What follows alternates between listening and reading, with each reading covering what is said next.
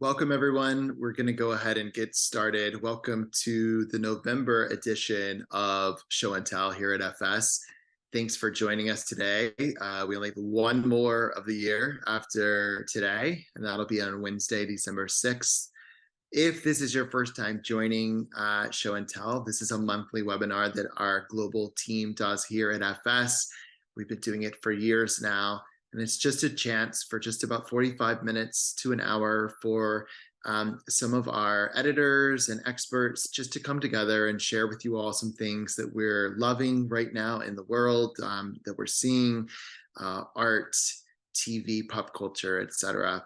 And then we also love to hear from you during the webinar as well. So please do use the chat box and use the box there, and make sure that you choose the pull down to say everyone, so that everyone attending today's webinar can see what your comment or your question is. Of course, as always, we'll be sharing today's presentation with you later this week, so don't feel the need to jot down all the links. We'll share those with you in a document, as well as the recording of today's webinar. If you want to get caught up on any of the previous months, feel free to either look for them on our YouTube channel by searching Fashion Snoops, or if you're a client, you can find them under the webcast portion of our website. So before we jump into the content for today, I'm going to turn it over to our lead of marketing, Ash, who's going to just go over some really exciting events that the team has coming up over the next couple of weeks. Thanks, Michael. Hi, everyone. So yes, very excited about this. Just to let you all know that next week is FS Color Week. So this time we will be deep diving into the Spring/Summer 25 season. If you don't know about Color Week, it's one of our favorite weeks in the calendar. It's a week of webinars that we hold exclusively for our FS clients, and it's a chance for us to get together each day to really deep dive and understand the season's colors. So we look at the must-have colors, we look at how color is evolving for the season, and also the cultural drivers behind each color. We'll also be interviewing our experts about the top 10 colors and strategies for each individual market. So it's a really fun week. We encourage all clients to join live if you can. You can ask us any questions you like. You just need to register for each event, which you can do by logging into the FS platform, and you'll see this beautiful red banner as soon as you're inside, and just follow the link to register for each event. And then lastly, if you're not a client of ours, we do have a brilliant event next week for you too. And this will be looking at our must-have colors for fall winter 25-26. So this takes place on Thursday next week, the 9th of November. It's one of the most popular events that we run, so we really hope you can join us. It's free to attend. You can find the registration link on our website at fashionsnoops.com/events, but I will put it in the chat for you in a second as well. So that's all from me. Thanks, Michael. And back over to you. Thanks, Ash. So before we jump into the links, I'm just going to stop share for a second so you can see our team here on the call. We obviously just want to acknowledge that it's been a really challenging last few weeks for everyone on this webinar. And of course, our team here at FS, we're all feeling the fear and the chaos that's happening in our world. And we certainly want to acknowledge that. Some, even on our own team, commented on how it was hard to perhaps reconcile doing a webinar full of seemingly jovial links and influences with what's happening around us. But just like the early days of the pandemic, our goal is to foster community, and we want to bring people together via hopefully our common interest in inspiration and beautiful things. And so that's what we're going to do today. And we hope that you will appreciate the links that the team is going to share. Before we jump into them, one of our team members, Nia, who works in content strategy, she wanted to just share a sentiment that is hers. There's lots of different opinions and points of view in our community, just like your community, but Nia had one that she wanted to share. So I'm going to turn it over to her for just a second and let her share that with you. Thanks, Michael. Hi, everyone. So for the last few days, I have been on social media seeing lots of stuff from lots of sides, and it has been hard, but one post that came across me that kind of stayed with me was this one, which I would like to share right now. So it says that I'm washing my face before bed while a country is on fire. It feels dumb to wash my face and at the same time not to.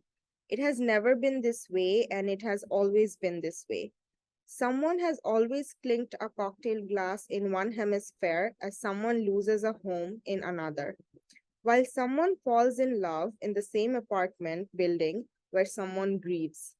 The fact that suffering, mundanity, and beauty coincide is unbearable, but as well as remarkable. The post actually ends here, but I would like to add two more lines. That is, life isn't fair, but if you have one right now, it's great on the other side. Thank you. Thank you for sharing. So we feel you. We're all in this together. We see you. If our community can do anything to support your community, then please do reach out and let us know. But thank you, Tasnia, for sharing that. So we're going to go over to our links. We are going to do something a little different starting this month. We're going to begin each of our show and tells with a couple of our teams giving you some inspiration that as a team, they've kind of gathered together. So we're going to start with the accessories team that Anush leads, and I'm going to let them take it from here. Thank you so much, Michael, and thank you, Tasnia, and thank you to everyone that has joined us today. Again, I'm Anush. I'm the Director of Accessories here at FS, joined by my teammates, Amelia and Charlotte. And my first link is the newly minted Hotel Dre Berge in Meran, Switzerland, created by the French-Moroccan design visionary Ramdan Touhani. And he has made his career as a serial design entrepreneur and innovator. And Ramdan is most well known for creating some of the best experiential retail there is possible, in my opinion, which is Officine Universelle Bouley, 1803, a French heritage apothecary that he revived and led to become a cult global brand before selling it to LVMH in 2021. Personally, one of my favorite shops in Paris, and I know many members of the team love it. So unsurprisingly, he has studied Japanese retail and hospitality and works that ethos into all his projects. And this Alpine Mountain Ski Lodge Hotel is an embodiment of that as well. He purchased the 1907 property last year and has transformed it with his own brand of artisanal quirk, designing everything, the interiors, the furnishings, the menus, the food, and really the entire experience. There's some obvious parallels to Wes Anderson film sets, which you can see here. But going beyond that, I think he has this kind of superpower to take old brands, defunct businesses, and make them cool and relevant again. And I think that is really attributed to his personal, unstoppable sense of curiosity that goes into the most minute details and his desire to know how things are made. And really built to last. So he's also developing a line of outdoor clothing alongside with an anti-plastic stance, and he has plans to open more hotels in the coming years. This project is slated to open in December, and even if you can't make it to Switzerland, definitely worth checking out this article, his Instagram, and along with his other projects, he is an unstoppable creative force. So definitely worth following his journey. And Anush, if I could just say, I also love that there were little tiny little subtle bits of like David Lynch sprinkled throughout.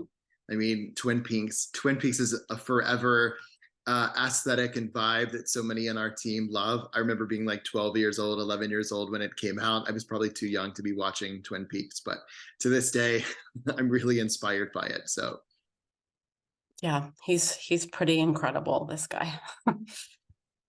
My second link is an article that ran in the New Yorker a bit ago, and it's spotlighting the influential aesthetic of Wong Kar-wai's film In the Mood for Love, a personal favorite of mine, and I know my team and other teams love this film, which debuted in the year 2000 and really encompassed this word vibe before that was even a concept. Again, with an impeccable attention to immersive colors, lighting, locations, the wardrobe, and creating this kind of mood world as a setting for a melancholic missed connection love story, which is set in Hong Kong in the early 1960s. And this article expands on how influential the film has been for countless directors, a reference point for brands, and even a template for selfies and TikTok reenactments. And I highly recommend diving into this article, as it is a well thought out display of poetic resonance, just like the film, through the incredible UX experience, which touches on those leitmotifs of visual and musical repetition and symbolism. And this film in particular feels so relevant now, with us living our lives in the most cinematic ways through social media and internet culture. Memes that seem to sum up our inner unspeakable feelings, and the omnipresent concept of main character syndrome, which we're often referencing and talking and researching about here at FS. And this is touched on in the article, and calling out the creator, Mike Kwan, who becomes this kind of avatar of actor Tony Leung in these really dreamy TikToks. Again, this kind of waxing poetic on how we might see the romance in our own lives. So highly recommend the article, the film In the Mood for Love. Obviously, definitely check it out if you have not seen it, and revisit it if you have. And really, all of Wong Kar-wai's work is visually so stunning. And many of the films are playing on Mubi, which is a great independent cinema platform. And I can drop a link to Mubi in the chat if you want to check it out. And that's it for me. I'm gonna pass it over to our senior strategist of accessories, Amelia. Thanks, Anush. Thanks.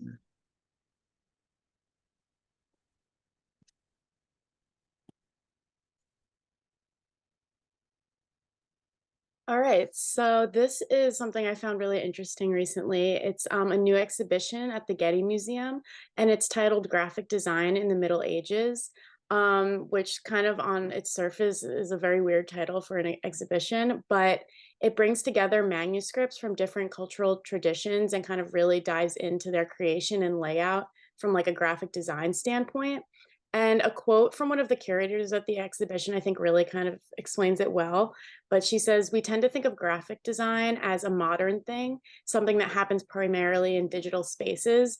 But not only do we see in the Middle Ages the seeds of many of the design strategies that we still think of as part of like reading books today, but medieval books are also a masterclass in delivering complex information in an interesting and visually sophisticated way." So I feel like some more descriptions of the exhibit that I feel like encapsulate it well. They said medieval artists and scribes were innovative graphic designers, creatively crafting manuscripts that enticed readers and closely engaged with both the text and image. They definitely kind of pioneered many of the page designs that we take for granted today. So I kind of love this idea of like this being like the beginning of what we now know as graphic design. So the exhibit is divided by 4 different themes. And the first one is about designing the medieval page, which kind of lifts the veil on some of the planning that went into like the expensive and very lengthy process of making a manuscript. And then the next one, which I feel like is really interesting, is called Text and Design. And it recalls a time before we could browse like a drop-down menu of ready-made fonts by kind of revealing the first techniques for guiding the eye across the page. This includes like emphasizing initials at the start of a sentence, and the use of color to highlight more important parts of the text, as well as subtle visual cues that they use to kind of mark out specific dates or introduce a paragraph break. So I feel like this is really a cool thing to look through if you're interested in like graphic design or art. A lot of these things were obviously made for like religious reasons, but kind of viewing it from like an artistic standpoint, I think is like a really interesting kind of turn that they kind of put together. So it's really cool. You could check it out online. They have a really extensive archive. So even if you can't go see it in person, it's great. And I guess we'll pass it on to Charlotte, our accessories analyst. Thanks, Amelia. Super cool find. So hi, everyone. I'm Charlotte, and I'm an analyst on our accessories team.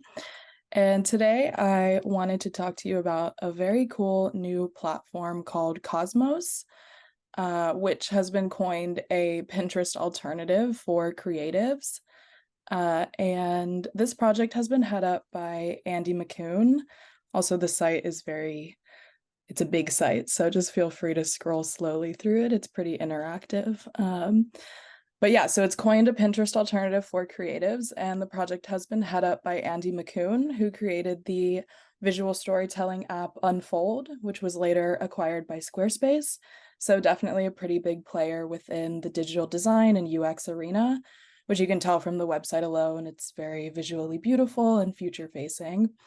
But Cosmos is essentially a new curation space. It comes in the form of both web and iOS versions. So when you download the app, it will unlock a web browser feature that lets you right-click and save virtually anything from images, links, articles, and even tweets to clusters or boards within the Cosmos interface. So it really allows you to streamline and curate your saves across numerous platforms like Instagram, TikTok, X, and even your own notes app. So it's basically like a Tumblr 2.0, which 2013 me is very excited about. And the main thing that really differentiates this app from Pinterest and Tumblr is that there's very limited interaction with other users. So you can follow other clusters, but that's really the extent of the external interaction. So to quote the site, there's zero noise, notifications, or distractions, no likes, comments, or ego, just pure harmonious expression, which I think is really incredible, especially for professional creatives like ourselves. It can be very difficult to drown out the noise, not to mention very time consuming to, locate things that we've saved across so many different platforms. And it also addresses two issues that I personally have with Pinterest. Number one being the lack of sources and credit for like countless posts and artwork. So that won't be an issue with Cosmos. When you're directly saving from the link, all the credit will be kept intact. And number two, there's also no revenue generating ads or content, which has really taken over social media and even places like Pinterest and Tumblr over the last few years. So it really is just a place to kind of curate and express and get inspired. And Michael, if you want to go to the second link, that'd be great. Yeah. And you can tell from the chat that a lot of our team is already utilizing it in our heavy load of research. So that's always a good endorsement. Yeah, super cool to see. Which one, Charlotte? The Instagram? Yeah, just the Instagram account. Yeah, sure. Thank you. So yeah, right now Cosmos is still in like an early stage and it can only accommodate so many users, but you can join the waitlist, which is linked on the Instagram and also on the site, and you'll eventually receive an invite code to get started. But in the meantime, their Instagram page is a really great source of inspiration and sort of acts as like this visual archive for some really incredible art and design. So overall, definitely worth checking out. And once it's officially launched, we can all start curating our own clusters. Does anyone know how long the wait list is? Charlotte was, Catherine is wondering on the chat. I think, Anush, you signed up for it, right? Do you know how long it took you to get the invite code? They were doing this thing where they're dropping codes into their comment sections. So I personally set an alert for when it was dropped, and I don't know how other team members did it, but I had to scramble over to enter it and get in. So I'm not sure the exact timing, but definitely try to get those invite codes. Well, yeah, I mean, just right away you can tell the taste level is unparalleled versus some of the competition. Yeah, for sure. But that's it from me. Thank you. Thank you, accessories team. We appreciate your contributions. All right, so I'm gonna take the lead here for the men's team. So for those of you that don't know me, I'm Michael Fisher, the VP of Menswear, and I'm joined by Jason Kress, who's our senior strategist, and also the other Michael Leahy, who's our analyst in menswear. So we have a few really cool things to take you through today. A few of them are very menswear centric, and a few of them are not.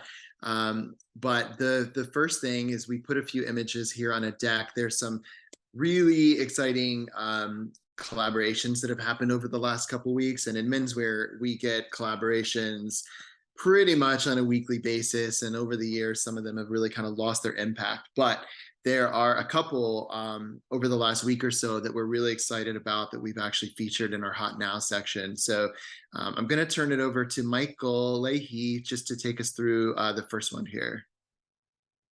Hi, everyone. Good morning, afternoon, evening, wherever you are. As Michael said, I'm an analyst on the men's team, and I want to walk you guys through one of my favorite collaborations of the year, Peter Do for Banana Republic. I might be a little biased because Peter Do is actually my favorite designer, but this collection was just so beautiful.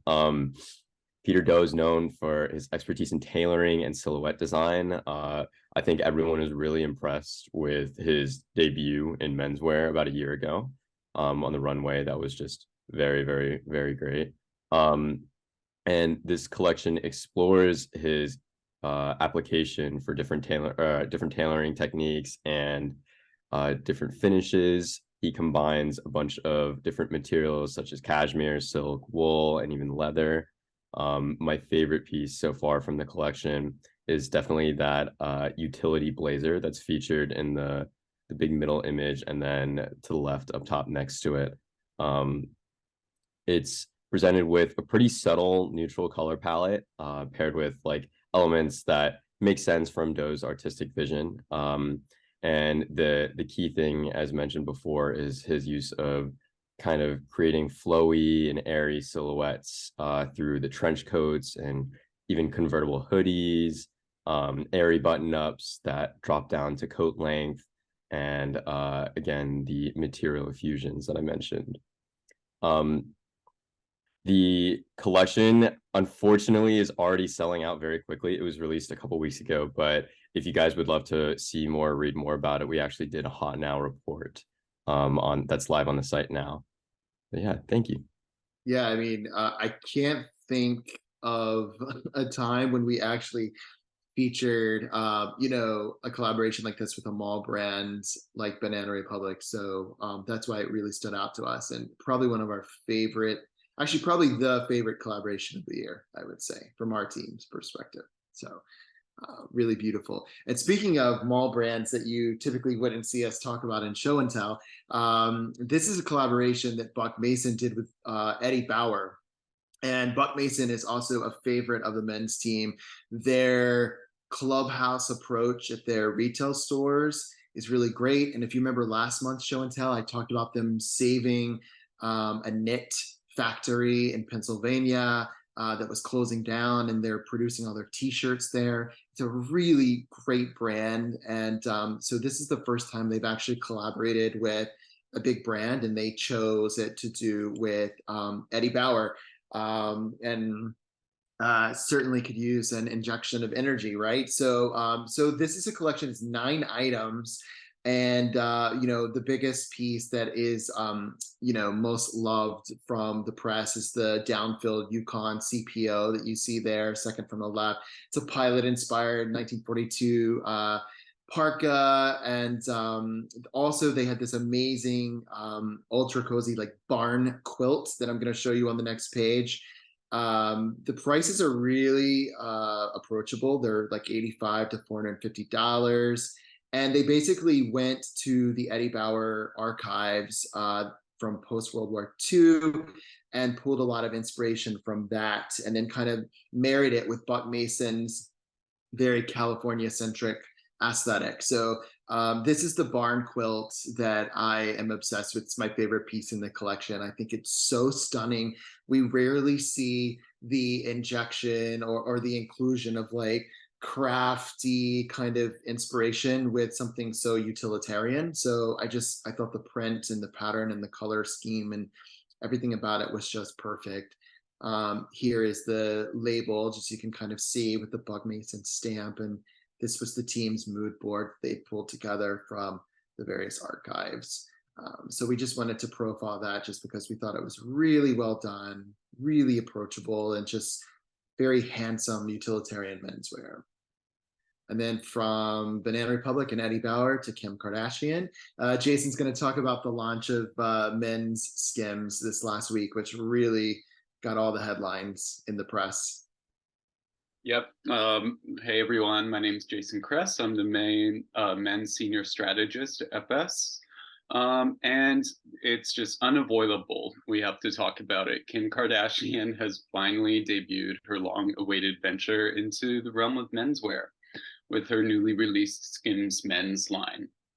The collection is full of upscale and ultra soft underwear, socks, and base layers, all available in basic black and white, along with Kim's favorite mineral tone pastels and warm earth tones. International sports stars Neymar and American football player Nick Bosa and some other hunky sports players were all photographed for the recent ad campaign. And what's most interesting is that the launch actually generated $25,000 25,000 orders within just the first 5 minutes, which has become the biggest day of sales for the brand ever, surpassing any launch for Skims women's or loungewear or intimates. So I'll admit, before I thought Skims was just another shapewear brand akin to Spanx, but Kim really proved me wrong with this one. No, I don't know if there's anyone from our intimates team on, if Patricia's on, but when you see the amount of dupes that are out there of Skims, you can definitely see the impact that it's had on the market. So it just makes sense that they pulled in men's. And I wanted to say another thing, Jason, that you forgot to mention is that 2 days ago, Skims was named the official underwear partner of not only the NBA, but the WNBA and USA Basketball. So that's a huge get for them too. So it's been a really good week for that brand. But maybe good holiday, Christmas idea for the men in your lives. Or anybody who wants to upgrade their, bodega rib tank tops. Exactly. So we have a couple more links to share with you guys that are not collaboration centric. Actually, this one is a little bit. I pulled this one in. So Throwing Fits, for any one of you who is in menswear, you probably are familiar with the podcast. The two guys have been around for a while. Lawrence Schulman, has done a lot of books, and he's worked at other places like High Snobiety, etc. So anyway, he and they have this great podcast, and this is the second time that they've actually teamed up with Mr. Porter to feature really niche and emerging brands that you just aren't familiar with. I'd actually challenge you, if you look through the list, I would be really surprised if you even know, two of them. So I just wanted to kind of like show you what they did for their campaign and actually read you a few quotes, because we were doing a workshop with a client a couple weeks ago, and we brought some of this up because it was really interesting about gatekeeping. But let me just explain to you kind of like what the point of the collab is here. But they basically did a really curated, specially recommended collection of pieces from a mix of global brands, and then they did a photo shoot where they just brought in their friends, their peers in the industry, just to kind of shoot some of these pieces. If you work in menswear, you'll know who a lot of these guys are, and women, which is really great. And they did it in 2022, like I said. So what they want to do is they just want to show love and respect to not only more niche established brands, like there's Demi, which is, makes some of the best boots in the world, all the way to like small Montreal brand named Austria, who does like really gorpy fashion that stands up to outdoor use really well. There's underwear brands thrown in here. But the whole point of them doing this, and I think this is really clever, is that they started noticing that when they would go to events and parties and they would see a guy or a girl wearing something and they would compliment them on it, a lot of times, like fashion people, they're really like protective about like sharing where they got something, because they don't want someone to like copy their aesthetic. So they'll just say like, oh, it's vintage, even though it clearly isn't vintage, which is really funny. So that's being a gatekeeper. And these guys really see themselves as like their role is, breaking down the gates. That's kind of what they're trying to do. And they did this collaborative process with these niche brands, these emerging brands. And I really thought that this was so fresh. A lot of times designers are kind of like looking at, their archives or looking at what's done well for them and just kind of repeating it. So Throwing Fits has come in with these 8 to 10 labels and kind of swirled that dynamic, as they said, and they kind of challenged them to be the opposite of gatekeeping and to really just kind of like find ways that they can put twists on their everyday aesthetic. And so that makes this collaboration really refreshing and not just like some mundane collaboration for the sake of collaboration, which I really like. So if you're not familiar with their podcast, definitely check it out. It's funny. The whole point of it is that each episode they bring in a guest to run through their outfit piece by piece. And then the person tells a story of each item, like where they got it, how they got it, who they heard about it from. The stories are really good. It's just a good way to approach individual style a little differently than just like street style blogs. So definitely check it out. And you'll learn a lot about new and up and coming brands too that you probably won't be as familiar with. So just wanted to feature that. And then I think Michael's going to talk a little bit about something music related here. Yeah, so this is a really quick share, but I just thought it was cool. This is called Music. It's powered by something called GNOD or Nod's World of Music. And it's an algorithm that is self-adapting and learns about music and music taste through your inputs. So it's a pretty simple interface, really easy. You're essentially going to teach it your taste. And all you do is put in 3 of your favorite bands, musicians, whoever, and then once you press continue, it'll show you something that it thinks you're gonna like. And from there, you'll have the option to tell it, I do like this, I don't like this, or I'm not sure. And it'll keep referring you to new artists and based off of your inputs. So it's really simple, very bare bones, but it uses the data and inputs of yes or no through all of its users to be able to curate something that it really thinks you're going to like. So if you're looking for new music, I just thought this was a quick and easy thing to share with y'all. How did you come about it? I'm just curious. Yeah, so I was actually just chatting with my friends in our group chat, and we're always on the hunt for like new websites, new stuff, and specifically dealing with books, music, and movies. So whenever we want to find something new, we'll hunt for something like this to give us a different curated take. So we're not just in the same little echo chamber of finding the same movies and music over and over again. I love this. This is cool. Pop the link in the chat. I'm sure everyone's going to do this as soon as the webinar is over today, so that way they don't have to wait for the email coming. But yeah, I'm excited to do this too. Sometimes we may get embarrassing results too. All right, and this article has been making the rounds. This is I think a couple days old now. I'm seeing it everywhere. A lot of our coworkers have shared it with us. Before Jason leads us off here about the reason why we wanted to share it, is it's actually a really great highlight of the importance of people that their passion is their trade. And there's a really big client of ours that we do projects for a couple times a year, and this is something that we've been really emphasizing with them, that passion can come from not only leisure but also coming from your trade, your thing that you just have been called to this earth to do all the time, every day, that you've been doing since you were young maybe, and this is a really good confirmation of that. So Jason, tell us about this article. Yeah, that's a good summary, Michael. Thanks. So this article is about, a whole new wave of popular social media personalities, ranging from anybody from commercial fishermen to farmers and others with blue-collar jobs. And they use their social media to offer a window into their lives. And what I love is that they're essentially the antithesis of what we think of an influencer as. And even though several have picked up signed sponsorship deals with brands, they're really portraying their real hard work rather than presenting some superficial aspirational lifestyle like traveling the world, that most people just can't relate with. One of the most prevalent of these blue collar influences is a fisherman named Jacob Knowles, who was pictured. Over the past 2 years, he's amassed an audience on social media by sharing, raw, unfiltered snippets of his grueling workday to his 2.5 million followers on TikTok and nearly 400,000 followers on Insta.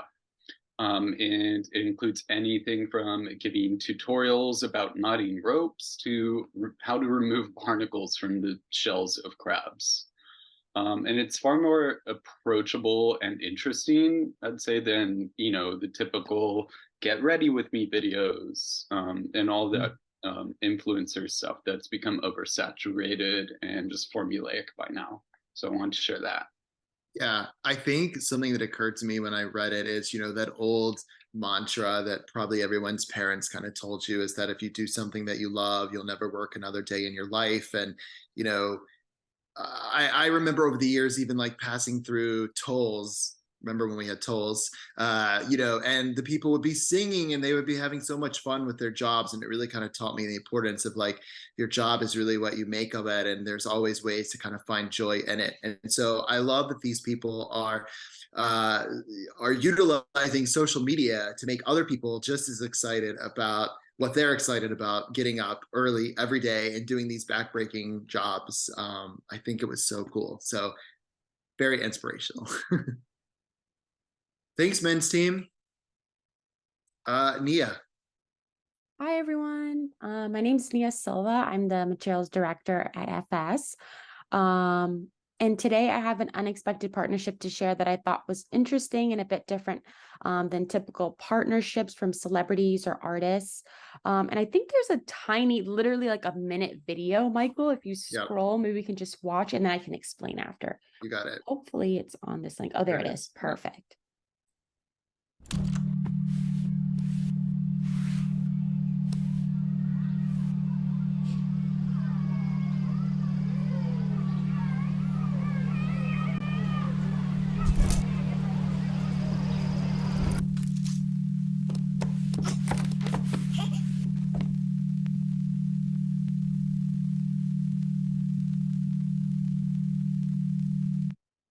Okay, so super short, but just to explain, so you all might be familiar with the artist Kendrick Lamar. I'm a big fan of his, but what I didn't know is that he actually owns his own multidisciplinary creative services company called PG Lang. That company of his, and then also the tech company Light Phone, teamed up to release this new colorway of their infamous Light Phone model, which is kind of pictured in the center here.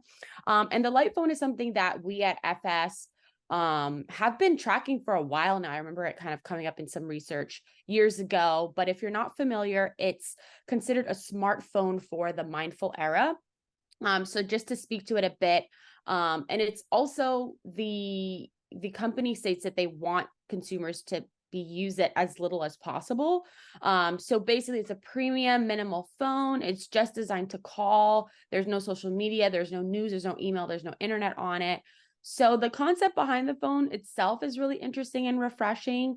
But as for a collaboration, on one end, it felt really aligned since Kendrick as an artist is someone who's super removed from blogs and brand deals and the clickbaity stuff. And he really only releases music like every 5 years and then disappears between albums. So to me, it makes sense that, you know, it almost seems like he would be the perfect, you know, consumer for this phone. But unlike other celebrity product partnerships that we've seen where there's always this incentive to drive engagement and sales. So the fact that it's such a minimal product that wouldn't do that, I felt was super interesting. You can't even listen to his music if you wanted to on the phone because it doesn't have that functionality. So in general, I just found it really interesting from a marketing angle, from a business perspective. And I'm just hoping in general, we can see more brand collaborations that feel authentic and really feel true to the product, what it is, and really who it's intended for, as opposed to just, slapping someone's name on a hamburger, for example, which I know we've seen a lot recently, and selling it for the sake of sales. But yeah, really simple video, really cute, and, interested to see what else Light Phone comes out with and what else they partnership with. It's interesting. I'm just kind of noticing on the fly here that most of what's been shared today is really about this like core of authentic partnerships that actually really mean something and aren't just there for the almighty dollar. I think a lot of times we get so inundated with, micro trend inspired collaborations and partnerships that just are fly by night and mean nothing. And I feel like more and more our team is noticing things that actually like have a genuine point of view. So I appreciate Absolutely. that. Yeah, Thanks, Nia. thanks. All right. We have Hallie. Hey, Hallie. Hello, hi everyone. My name is Hallie. I am the director of Visionary here. Can you hear me okay? Yep, you're good. Okay, it's like I know my internet's a little fussy right now.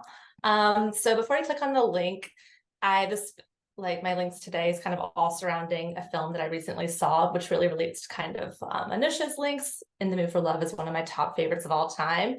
I definitely would consider myself a bit of a movie buff or a film bro, a cinephile, definitely an avid Letterboxd user, so whatever you want to call it. But last month I had the pleasure to see my most anticipated film of the year, which is Poor Things. I saw it at the New York Film Festival, so we can play the trailer. Doesn't really give too much away, but then I kind of want to talk about what I really found captivating and inspiring about this film. So we can watch the trailer first and then I can dive in. Great. Give me a second and I'm going to make it big, everyone. Hold on.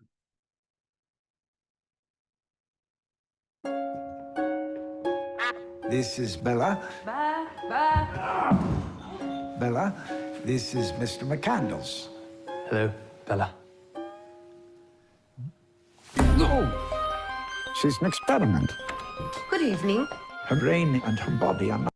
Hold on. I don't want to miss anything.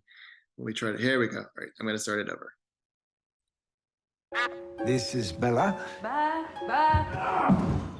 Bella, this is Mr. McCandles. Hello, Bella. Oh, she's an experiment. Good evening. Her brain and her body are not quite synchronized. But she's progressing at an accelerated pace.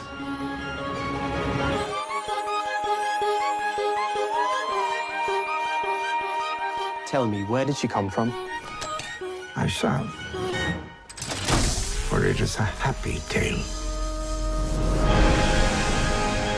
I am Bella Baxter, and there is a world to enjoy, circumnavigate. It is the goal of all to progress, grow. A woman plotting her course to freedom. How delightful.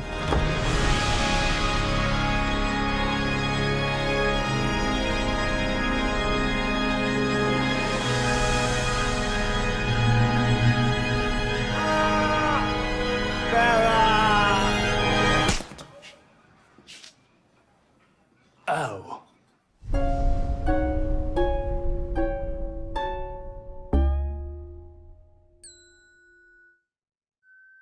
Honestly, just seeing the trailer again makes me so excited, but you can stay here for a bit for kind of before I go into my next links. But I've recently found that so much of like film and TV, especially recently, have been relying very heavily on just aesthetics, but kind of fail in like the 360 world building that comes with having all of the elements working at like level 100. So again, going back to this idea of like conscious collaboration, and just, I love that this film is clearly very visually stimulating.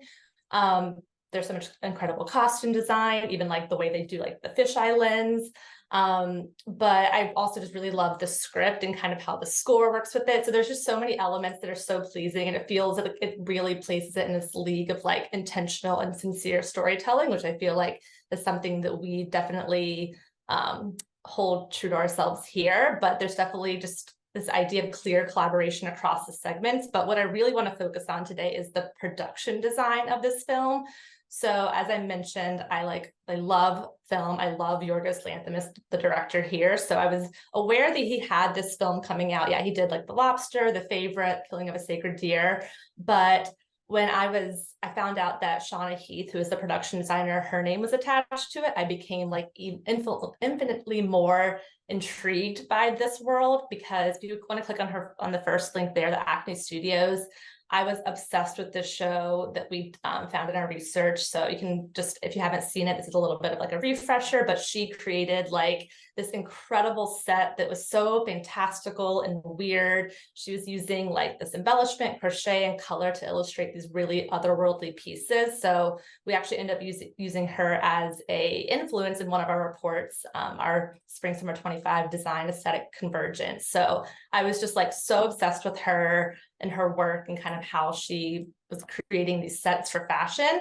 And then I found out that she was attached to Poor Things in my research. So this is actually her first film set she's ever worked on. She's like solely worked in fashion with like editorial design or set production design. So I was like extremely intrigued. So if you want to go into the next link, this is an article that does touch on the production design for Poor Things, but there's not really too many spoilers or images here. I just kind of want to point out some of the details that really I was so obsessed with. So again, you can't really see some of these in the film, but you can like get the sense of just like, again, intentional world building. It's such a fascinating and rich layer to the story. So if you scroll down to the next image there, Michael, and you can stay there. Yeah, so this room kind of at a glance seems like, you know, really pretty, a little bit like Victorian, Georgian inspired, which is kind of like the setting in this really weird film. But upon further inspection, you can really see that it's tapping into this like anatomical fascination. So the ceiling is actually like ears carved in the ceiling. And then even the walls are actually like this brain texture, which is like, again, I feel like Yorgos Lanthimos is a very strange man. And I feel like all of his films kind of tap into this super weird fascination. I also love that the colors here are a little bit like fleshy. It's very texturally visceral. Even like the floor is like padded. Some of the other details that I noticed in the film that you can't see in some of these images, but like there are some of the walls that were embroidered with these like puffy, like childlike designs.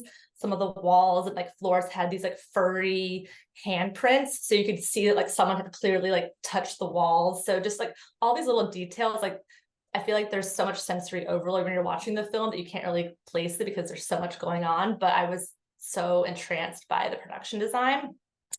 So again, you can kind of scroll through the article and just see a little bit. I think it doesn't really give too much away. So if you do want to read it when you get the link, it kind of adds an extra texture and layer when you do actually see the film. So you see like the steampunk cruise ship. There's this reimagined take, like this futuristic take on the city of Lisbon, which is meant to kind of illustrate the sprawling pleasure, excess, and hedonistic view of this world. One of my other favorite details that isn't in this article, but there's a scene in like this oyster bar, but it's like shaped like an actual oyster. And then again, in this article, Shauna Heath talks about the use of color specifically in the set. It's like, it's so incredible. And it was very strategically used to kind of create these unique combinations because it is slightly Victorian inspired, but also futuristic, but it kind of just creates like you're in the world when you're watching it. So wow, there's just so much to dive into. I also did link for clients one of our design setup reports from a few seasons ago. I think, yeah, spring summer 24 Curiosity, because this film is absolutely confirmation of so many of the sentiments and the call outs. But again, there's just so much to dive into in the set design. But I also highly recommend the film when it comes out. Definitely go see it. It's by far my favorite of the year, but I was just so like excited when I walked out of the film, and I'm still excited about it. But yeah, very inspiring. Wow. This is the eye candy. This is the escape we needed today. I Googled really quickly while you were talking. So it comes out in the US December 8th and in the UK on January 12th. Yes. You're so lucky that you got to see it for everyone else. I am crazy, and I waited in the standby line for like hours to get a ticket, but worth it. For you. It looks great. I can't wait. Thanks, Hallie. Good. And then we're gonna end today's webinar with Mallory from our beauty team. Hey, Mallory. Hi, everyone. I'm Mallory. I'm the senior strategist for beauty and wellness, and have sort of a bizarre cultural moment to share with you all. So if you've ever, been too stressed by modern times and thought, what if you would just like to leave and go live on an island? Apparently now survival tourism, which has existed for several years now, but it's really picking up steam. And I've heard of it before, but I read a good article on it recently that I'll also add to this doc when show and tell is over, about how it's just becoming more popular than ever. And I just did a deep dive, and I was just so fascinated, but also slightly disgusted because I just think it's such a sign of the times that it's come to this. So if you're unfamiliar, survival tourism is basically a handful of companies who manufacture experiences for people to survive on their own in the wilderness.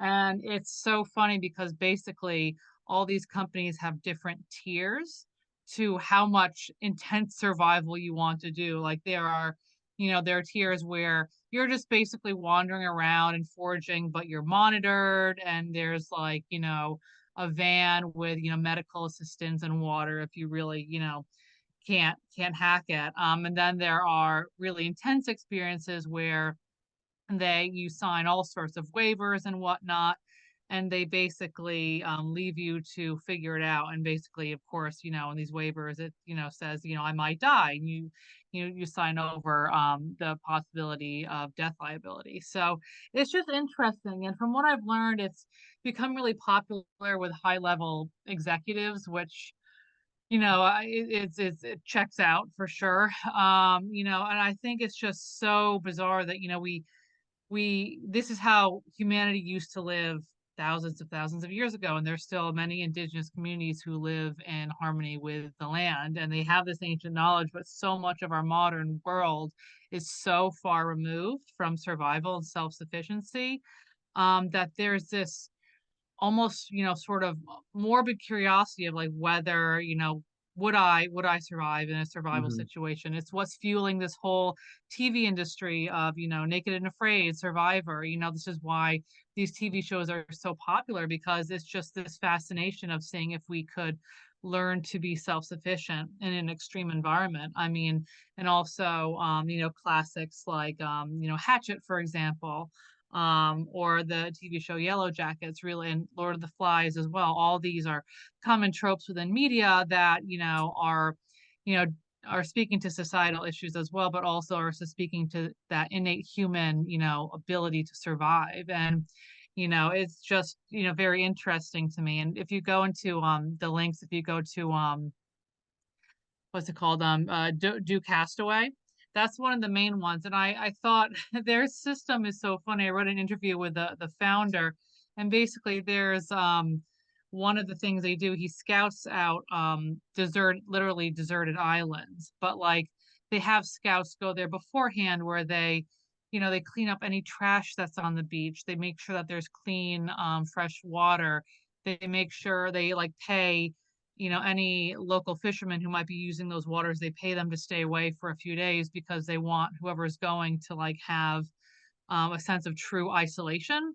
And I just think it's, personally, I mean, again, let me know what you feel about this in the comments, but I find it so bizarre and also disingenuous to me, personally, because it's such a curated experience and you're also paying for it, And so it's just, it's basically a curation of a survival test. And I don't know, I just find this fascinating and weird and, bizarre. And I can understand the desire to test oneself, especially within nature, but like this is quite an extreme version of that, where some people are literally signing over the possibility of their own death. So I just found this very interesting. I'll try and find that article and add it to the comments. But again, we've heard of sleep tourism and wellness tourism, and now we have survival tourism and going on a vacation to see whether you live or die in the wilderness. So not for me. It's interesting. I mean, in the comments, Robin says she would do it. Gabrielle says it's cool, not for me, but cool. I actually was just going to say what Nia was reading my mind, the humanitarian component, or maybe like serving the community somehow. These indigenous communities could be less gimmicky. Nia and I are on the same page. It's really interesting that you brought this to the table, Mallory, because just the other day I was seeing something on Instagram about this. This one is targeted to men, like C-suite men executives, and like they basically pay $22,000 for this 3-day retreat where they get in touch with their inner man. Take from that whatever you think that may mean, but basically it's the same kind of survival thing, but it's like very military centric, and like they're being like, they're trying to climb up this hill, and as soon as they are still, there's this person that comes and like pulls them back down the hill again. Like it's really intense, but they say that they come away from it able to be a better leader, a better husband, a better father. So it's, some of us, it's hard for us to comprehend how like paying to be abused or paying to be in roughing it would lead to nirvana. But for many people, I guess it does. I mean, yeah, and exactly. I completely understand the desire to test oneself and to put oneself in a controlled yet extreme situation to learn things about yourself that you maybe wouldn't have learned before. To me, this is just a bridge too far, and it's really indicative of how far removed from nature and from, our basic human instincts we are to have to manufacture this extremely curated experience to arrive at that conclusion. I mean, like, you could go for a hike with a local nature ranger and you can learn these things, but I think that it's definitely a sign of the times for sure. So yeah, Karen wins today's chat. She says they should yes, spend that money I on saw that, Karen. therapy. I would rather spend that money on a really beautiful remote place where I'm pampered, more so than the extreme, but that's just me. Wow, thank you, team. That was really fun. I hope that this gave you all a little bit of a respite from everything right now. I wanted to tell you a little preview. Our last one of the year, December 6th, Wednesday, December 6th, we're actually going to start the webinar with a special guest who I was lucky enough to meet yesterday in a meeting. She's a professor of trend forecasting in fashion. Her name is Kelly Cobb. She works at the University of Delaware. She's going to join us for a few minutes at the beginning, and we're going to talk a little bit about how curious creators that she teaches, how she's trying to implement new ways of the industry into really tried and true, aka archaic educational system. She's a lot to say about it. I found her opinions really refreshing. So we're going to bring her into next month. So please join us for that. And then, of course, we'll have some other teams that will join as well. But thank you all so much for joining us. Take care of yourself. We hope that you have a good month, and we'll see you back here on December 6th. Thanks, everyone. Take care. Bye.